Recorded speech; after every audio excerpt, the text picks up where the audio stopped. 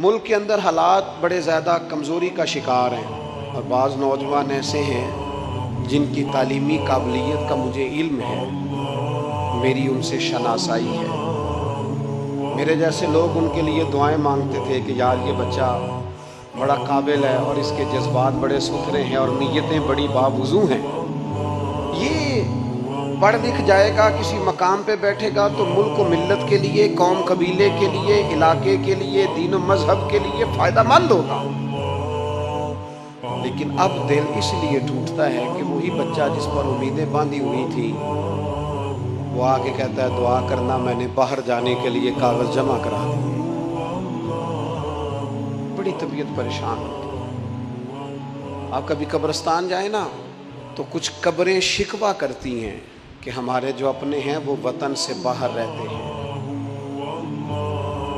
ان سے کبھی کسی کی ملاقات ہو نا وہ زبان حال سے کہتی ہیں، قبریں ان کی حالت دیکھ کے لگتا ہے کہ یوں کہہ رہی ہیں، وہ کہتی ہیں وہ کبھی ملیں تو ان سے کہنا آ جاؤ، جب سے تم نہیں نہ آئے یہاں بلبل بھی کوئی نہیں آئی، یہاں چڑیا بھی کوئی نہیں آئی، یہاں کوئی پتنگا بھی کوئی نہیں آیا، کسی نے آ کے پوچھا ہی نہیں۔ ہمارے بچے ہمارے اپنے کیوں گئے وطن سے باہر؟ وہ اس لیے کہ یہاں ان کے لیے مشکلات بڑھائی گئیں، یہاں کاروبار کے مواقع پیدا نہیں کیے گئے، یہاں باصلاحیت لوگوں کے لیے گنجائش نہیں بنی۔ اللہ تعالیٰ اس وطن کے حال پہ رحمت کی نظر فرمائے۔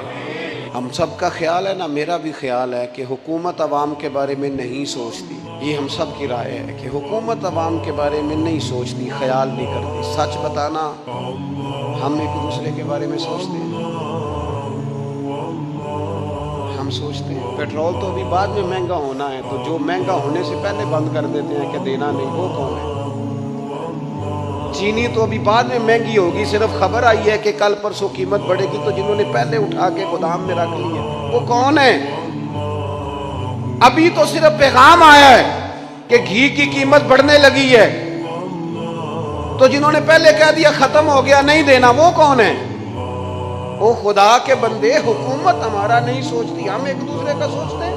میری امیروں سے گزارش ہے تھوڑے سے جو اضافی خرچے ہیں وہ کم کر دیں۔ ایک دروازے کے سامنے ہوم ڈیلیوری والا کھڑا ہے 10,000 روپے کا کھانا لے کے، فاسٹ فوڈ، اور اس کے ساتھ جو گھر والے ہیں وہ انتظار کر رہے ہیں کہ بجلی کا بل جمع کرانے کو پیسے مل جائیں۔ تو یہ امت ایک ہے، ان کا درد ایک ہے، ان کی سوچیں ایک ہیں، خوشیاں اور غم ایک ہے۔ لہٰذا میرے بھائی تھوڑا تھوڑا ہم ہی احساس پیدا کریں ایک دوسرے کا۔